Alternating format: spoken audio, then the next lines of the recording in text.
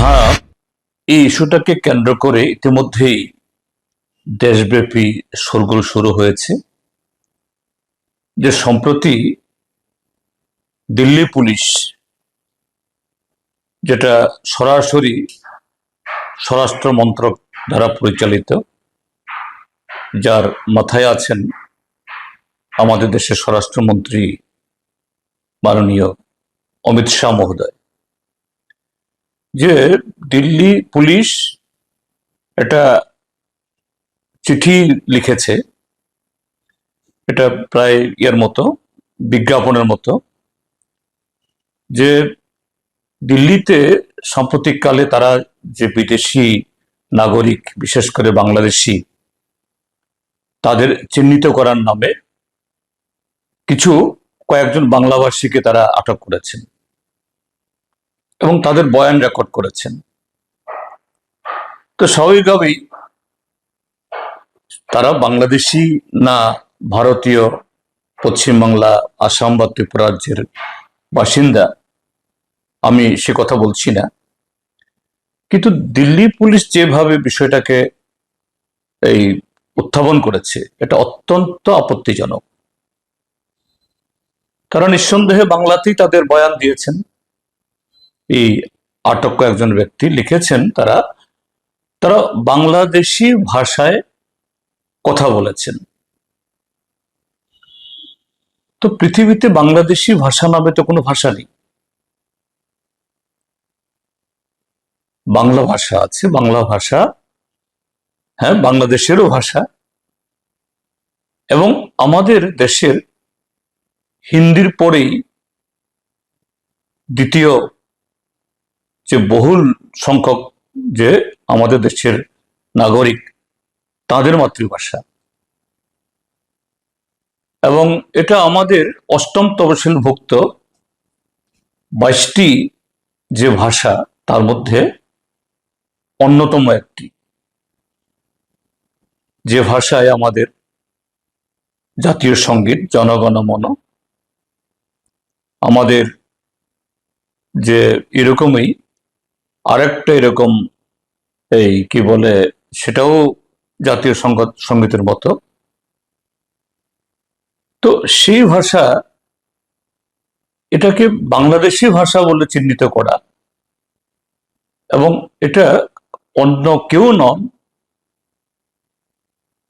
Delhi police দ্বারা, এটা অত্যন্ত আপত্তিকর এবং বাংলা ভাষার প্রতি একটা চরম অবমাননা। আর বাংলা ভাষা যেহেতু অষ্টম তফসিল অন্তর্ভুক্ত সংবিধানের, এটা সংবিধানের প্রতি অবজ্ঞা। আমি এর তীব্র নিন্দা আমি জানাচ্ছি। কিন্তু এই বিষয়টা এর মধ্যে সীমাবদ্ধ না। কেন দিল্লি পুলিশ, এবং সাম্প্রতিককালে শুধু দিল্লি পুলিশ কেন, ভারতীয় জনতা পার্টি এবং তাদের শাসিত কিছু রাজ্যে বাংলা ভাষাভাষী, বাংলা ভাষা নিয়ে তারা এই জাতীয় একটা বিদ্বেষমূলক এরকম নানা ধরনের কার্যকলাপ, পদক্ষেপ তারা নিচ্ছেন। এটা আরএসএস, ভারতীয় জনতা পার্টির যে রাজনৈতিক দর্শন, এবং সেই দর্শন থেকে তারা আমাদের দেশকে হিন্দু রাষ্ট্রে পরিণত করতে চায়। হিন্দু রাষ্ট্র মানে হিন্দুদের রাষ্ট্র না। আমরা দেখছি ভারতবর্ষতে হিন্দু মানে শুধু কোনো একটা বর্ণের নন, যারা তথাকথিত, যাদেরকে দলিত আখ্যায়িত করা হয়, হরিজন, তফসিলি বলা হয়, তারাও তো হিন্দু। তাহলে সব হিন্দু, আমাদের দেশের সংবিধান অনুযায়ী সব নাগরিকের যেমন সমান অধিকার, সব হিন্দুরও সমান অধিকার থাকবে।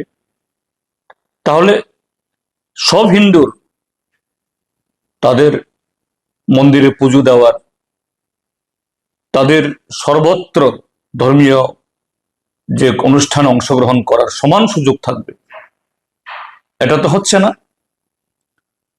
তো এটাই হলো যে আরএসএস বিজেপির হিন্দু রাষ্ট্র, অর্থাৎ এতে হিন্দু ধর্ম যারা আমাদের দেশের এই মহন্ত বা এরকম যারা হিন্দু ধর্ম সম্পর্কে প্রচার করেছেন, স্বামী বিবেকানন্দ, সেই আইডিয়ার সাথে, সেই ভাবনার সাথে, সে আবেদনের সাথে আরএসএস এবং বিজেপির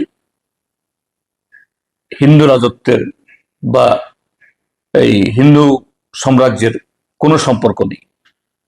এবং তারা বলতে চাইছেন হিন্দু, হিন্দি, হিন্দুস্থান, ভারতবর্ষে তথাকথিত তাদের সে কতিপয় হিন্দুরা যারা হিন্দু শাস্ত্রের সাথে কোনো বাড়ির বিদ্যুৎ বিল নিয়ে চিন্তায় আছেন? বাড়ির বিদ্যুৎ বিল প্রতি মাসে জিরো করতে চান? তাহলে কেন্দ্রীয় সরকার আপনার সমস্যার পার্মানেন্ট সমাধান নিয়ে হাজির। পিএম সূর্য ঘর মুফত বিজলি যোজনা। আপনার নিজের কোনো আর্থিক বিনিয়োগ ছাড়াই শুধুমাত্র কেন্দ্রীয় সরকারের আর্থিক সহায়তা এবং আর্থিক অনুদান দিয়েই বাড়িতে অনগ্রিড সোলার প্লান্ট বসান এবং বিদ্যুৎ বিল থেকে চিরতরে মুক্তি পান। বিস্তারিত জানতে যোগাযোগ করুন মহামায়া ট্রেডার্সের সাথে। ঠিকানা বাধারঘাট রাম ঠাকুর কলেজ সংলগ্ন। যোগাযোগ মাধ্যম 8732020819।